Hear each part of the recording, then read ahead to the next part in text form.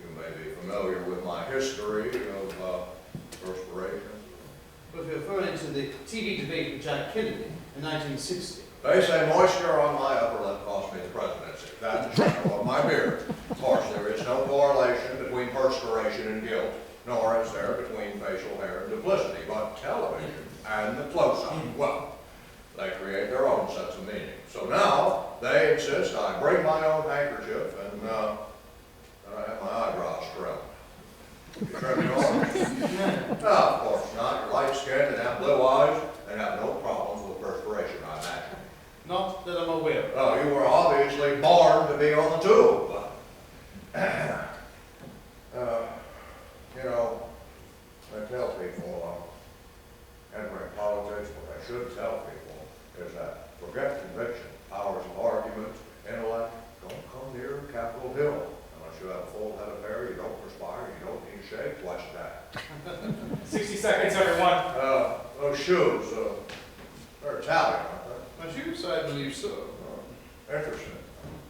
You don't find them too effeminate?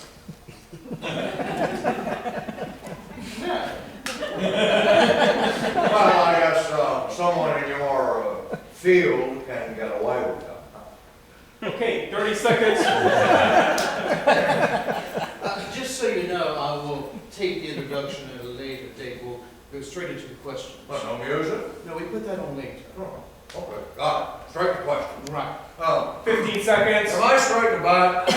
My collar, would you mind? It's not ruffled up, is it? Thank you. 5, 4, 3. Mr. President, we are going to be covering a lot of subjects in a great deal of detail over the course of the next 6 hours, but I would like to begin completely out of context by asking you one question more than any other that almost every American and people from around the world want me to ask. Why didn't you burn the tapes? Mr. Frost, I'm surprised by your question, since we have an agreement, a contractual agreement, that we would not cover Watergate until our final day of taping. But if your viewers really do have a major concern, then perhaps I should address it briefly now. You see, what very few people realize is that the taping system in the White House was put there by my predecessor, President Johnson, partly to avoid the necessity of having a secretary in every meeting, and partly to ensure that there was a written record kept of every verbal agreement, no matter how off the cuff or casual. Now, initially, on coming into the White House, I insisted on dismantling the system. In boxing, there's always that moment. You can see it in the challenger's face. The instant they feel the power of the champ's first jab. The sickening moment when they realize all the hype and the pep talks and the months of psyching themselves up have been delusional all along. I saw it in Frost's face, in his eyes. If he hadn't known the caliber of the man he was up against before the interview started, he knew it halfway through this first answer.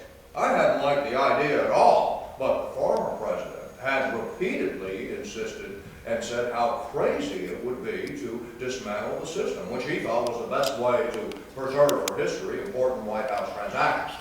So much for our surprise opening. Nixon, the battle-hardened trial lawyer, flicked it away as though it had been no more than a fly.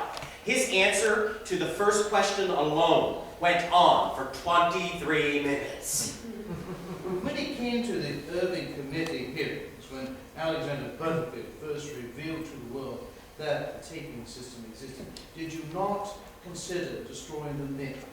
Not for a moment, though perhaps I should have done it. Not for personal reasons, you understand, but because their coming to life would forever affect the quality of advice that future presidents would receive.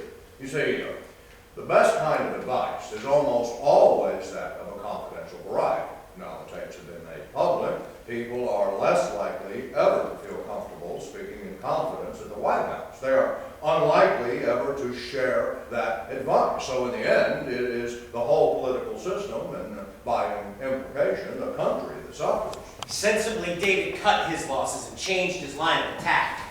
So when did you actually decide, at what moment did you know that you were going to resign?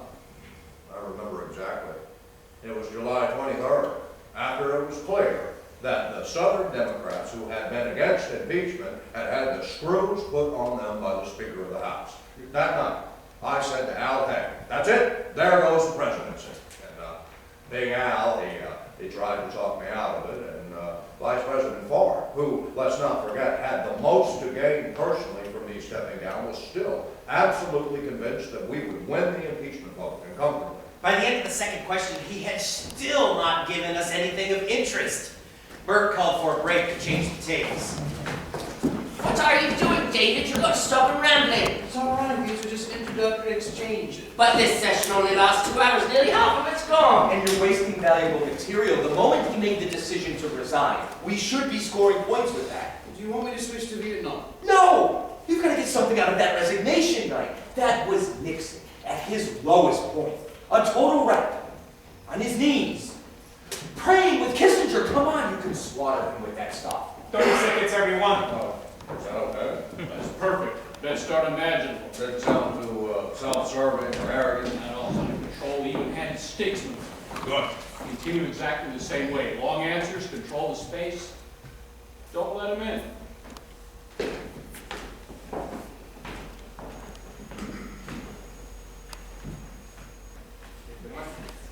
5, 4, 3. Reading the account of those extraordinary final days, it seems that your most emotional moment was in that heart-to-heart you had with Henry Kissinger. Was that perhaps the most emotional moment of your career? Yes, that was perhaps as an emotional moment as I've ever had. Except, well, it's hard to say what is the most emotional moment because each is different. I remember the day Eisenhower died. Oh no, don't do this! And the day I walked my eldest daughter Tricia down the aisle. Please, God, no. And the day of the impeachment hearings when Julie, my youngest, she came into my office, she threw her arms around me, kissed me, and cried. Oh, she so seldom cried. Nixon embarked on a self-serving litany of every emotional moment he had experienced. She said, Daddy, you are perhaps the finest man I know, and whatever you do, I will support you. Just go through the fire a little longer.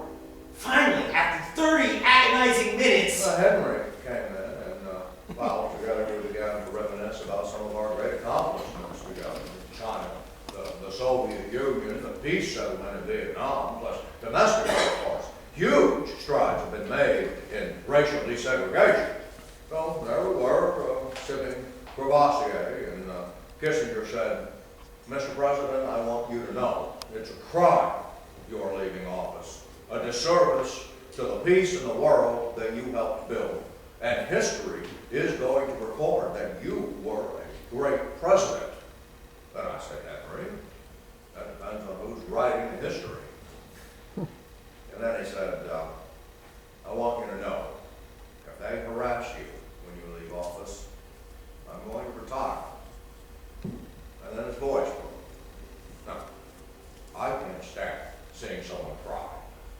So, I started crying myself. And when I say crying, I don't mean sobbing or anything like that. But there we were, two grown men who between them had seen the mountaintops and some of the great crises of their time. So I said to him, I want to tell you something that I've never told anyone. Whenever I've had a tough decision to make, we were in the Lincoln sitting room at the time, I have come into this room for the purpose of praying. Now, Henry, I know you and I are alike in one way.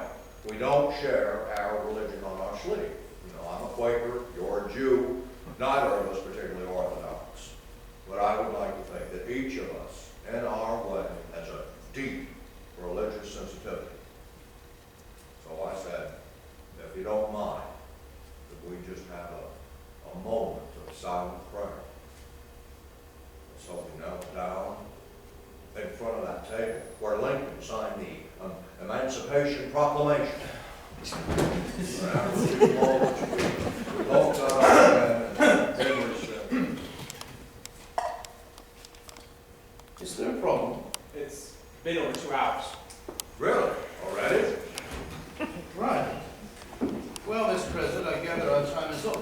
Really, I was beginning to enjoy that.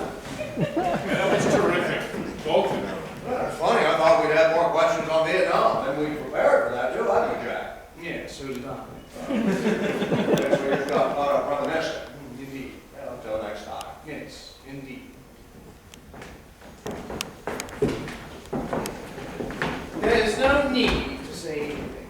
David, it was a disaster. Well, not entirely. We could use some of that Henry Kissinger stuff. But yes, I'm disappointed. But I wonder, could we possibly spare the postmortem to tomorrow? I don't mean to minimize. I need to get back to meet with some people from Weed Eater. We will do this first thing in the morning.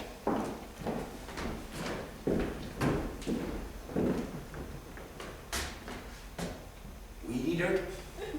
I think that's what he said, yes. What the hell is weed eater? I believe it's some form of a horticultural product. One of our sponsors. Weed eater? What happened to Xerox, General Motors, or IBM? I gather not all the blue chip accounts have come through. What? Does that mean he still hasn't sold all the spots? Not entirely. We're mid-taping! What are you saying? Are we close? John? Look, I suggest you take this up with David. Are we close? I believe we're at 30%. To go or 30% sold? Look, you really need 30% sold. Jeez! I John! thought we were fully financed! Yeah, but the financing was always conditional on advertising sales, and no one expected them to fall apart like this. What's that based on? I don't know. Credibility of the project. What else are advertising sales based on? Look, I understand you're confused, but could I ask that you go a little easier on David over the next couple of days, bearing in mind the extraordinary pressure he's under. At the moment, he's effectively paying for it all himself, so he's in for a lot more than his reputation. And we're not. That night, Zelnick and I reviewed first day's tapes in silence. The following day, we got to the set early to give David our thoughts. See? There again, he's not even answering the question. God, it's all too soft. And look at the body language. You look like two white middle-aged men in blazers in an oak-paneled room at their country club. David, your posture is too relaxed. Sit back like that and the whole tone becomes too casual. You should sit forward. Make him feel uncomfortable. Right. And don't trade generalizations with him. Be specific. If he meanders, cut him off. There, absolutely. For example, the cadence in his voice, when he trails off like that at the end of the sentence, bam, you should jump in with another question. And if he says something that you don't agree with, say so. Above all, don't let him give these self-serving 23-minute homilies. Right. Listen, some of this is perfectly acceptable first day stuff. And we must take some responsibility for what happened out there too. We clearly hadn't strategized sufficiently or formulated enough of a plan. But for the future, think of yourself as an umpire. Nixon as a player can find one paragraph answers. If he begins to meander, blow the whistle. Stay cool and firm, but be polite. Only raise your voice if and when he pushes. And keep the pressure on at all times. You will win this, but only if you can, so to speak. Sprint the mile. Got And so to Vietnam. Ah, the Grand Inquisitor. it. No, just your friendly neighborhood cocktails. Pleasant evening last night. Yes, thank you. 30 seconds, gentlemen.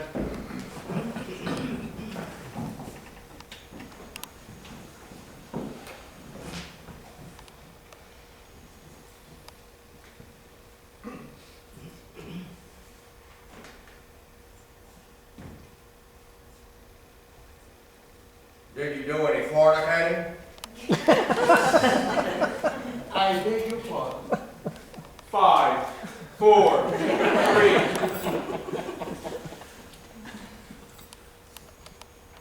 Mr. President, you came into office promising peace, but no sooner did you get into the White House than U.S. involvement in Vietnam deepened.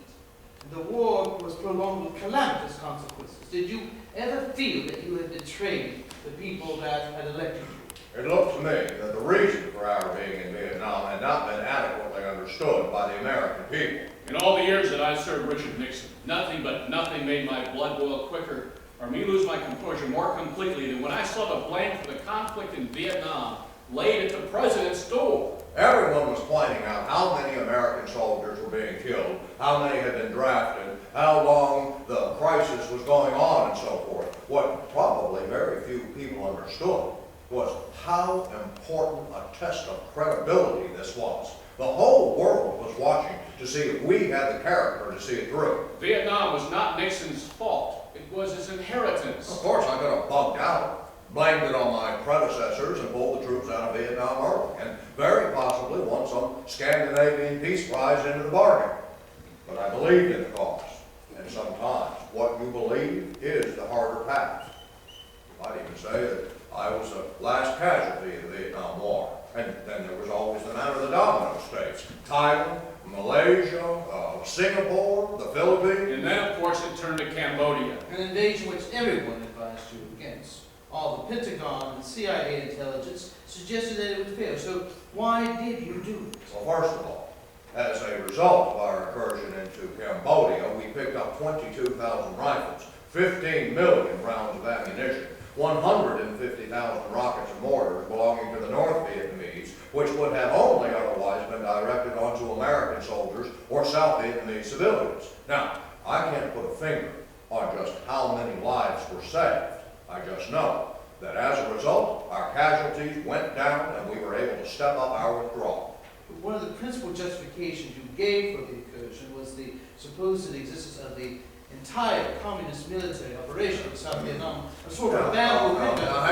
Hang on. And by sending B-52s to conquer the country, wiping out whole civilian areas, you end up radicalizing a once moderate people, uniting them in anti-American sentiments, and creating a monster in the Khmer Rouge which would lead to genocide. In desperation, Frost started to play videotape of the devastated Cambodian villages, South Vietnamese soldiers clinging to the skids of American helicopters, anything to score points. But the president stayed cool, had his makeup retouched while the tape rolled, and when it came time for him to answer the question, he put him right back in his place. Look, it was never U.S. policy to kill civilians. That is the enemy's way. And if you're asking the question, do I regret the casualties on both sides of the war? Of course I do. I was going through a very difficult time here at home, as you know, as a result of the universities and so forth. I went to a judicial conference in Williamsburg, Virginia, late in 1970. And as I made my way into the hall to make a speech, a little girl, I don't think she was any more than 16. She broke through the line of people there and just spat on me, just covered my face in spit and said, "You are a murderer." Of course, I wiped off the spit and I went in and I made the speech. And I was thinking, you know, she was such a pretty girl, but in that moment, she was so ugly. And it was the war that made her so. I lost a great deal of sleep over that particular incident. And the worry, the responsibility, let me tell you, it can wear you down. But whenever I had doubts, I remembered the construction worker in Philadelphia who came up to me. And he said, "Mr. President, I just have one criticism of that whole Cambodia thing. If you would have gone in earlier, you might have captured the gun that killed my boy 3 months ago." So in answer to your question, do I regret going into Cambodia? No. I wish I would have gone in sooner and harder. And on that note, time was called. Thank you, gentlemen. Congratulations, this is terrific. We're getting some great material. Was it my imagination, or was it getting harder and harder to know what to say? I thought that went much better. It was unquestionably better. I assumed a more challenging position, like you said, was more conscious of my body language. I asked what I thought were more pertinent questions, did not allow him to ramble quite as much. But his replies are still too long. 10 minutes instead of 20. And you weren't scoring where you had to. Can we make that we, Bob? We were not scoring where we had to. I think that would help. And on Cambodia, a development of the war so morally repugnant, so utterly unjustifiable, you let it go on and on. and without being challenged. Some of his justifications almost sound reasonable. Right now, for a liberal American, it's agony. It's like watching a dead man come back to life. He's getting more and more confident. You can hear it in his voice. Well, it's still early days. What is next? Foreign policy. What? The big power stuff? Russia, China, the Middle East? Yes. God. Why? If he scores like that against us on Vietnam, what's he going to do with his real achievements? The answer is grow by 6 inches. It was agony large. Now, détente, as I understand it, or modern diplomacy, or political friendship, is a procedure whereby the leaders of the major powers, having gotten to know one another personally over time, can settle disputes diplomatically in conversation before ever reaching a flashpoint. After another long day's taping, we all headed back to the hotel. I remember when it had come to working out the order we would be taping the session. I had always argued that we tape foreign policy last. My reason was simple. Nixon was always going to shine in that arena.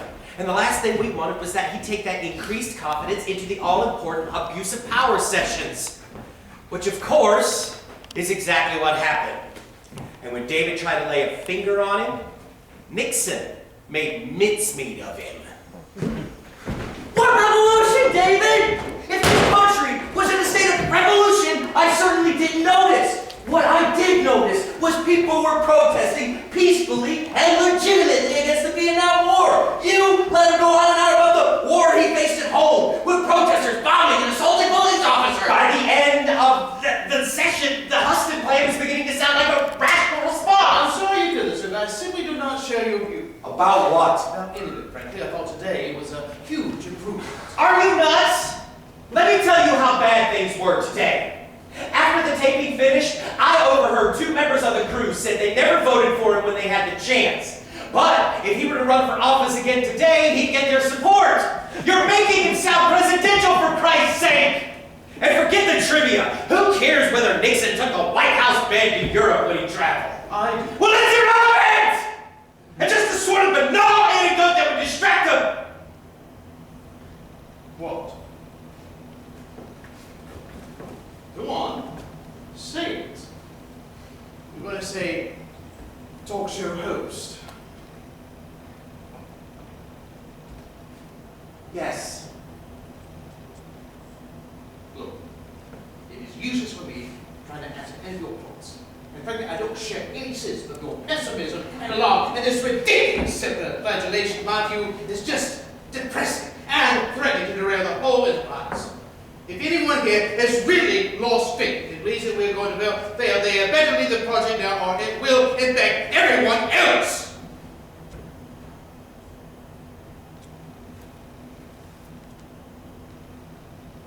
No one? Right. Good.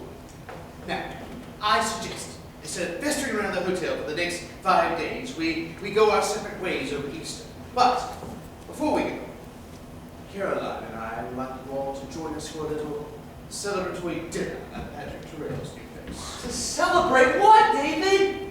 The fact that the project's going down the toilet? And we're all going to be out of work?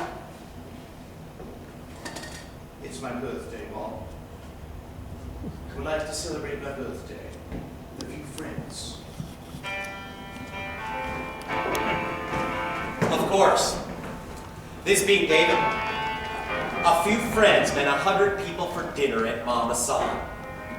Neil Diamond and Sammy Kahn sang songs at the piano. Hugh Hefner and Michael York surrounded by a bevy of good-looking women. The following day, everyone went their separate ways. Bob back to New York to be with his family. I went to Washington to be with mine, and Bert to London to be with his. But David, he stayed behind.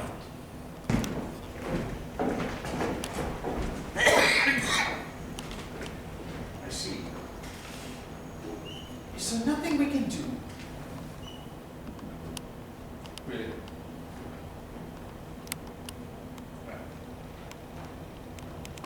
Well, thank you for letting me know.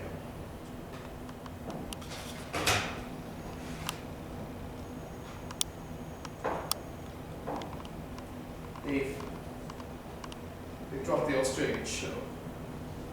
Oh, Dave. Because of the time I've been putting into this, I feel like I need to reevaluate my priorities. And now my producer is worried that the London show will follow.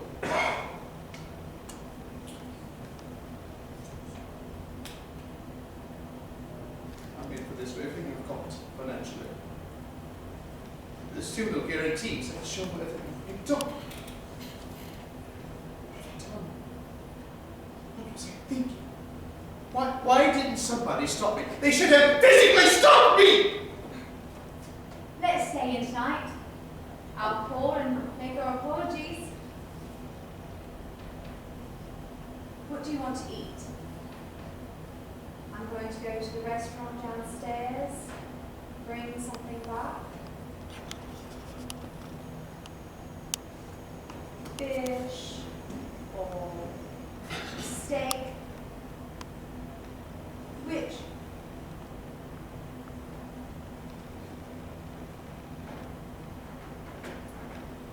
I'll call from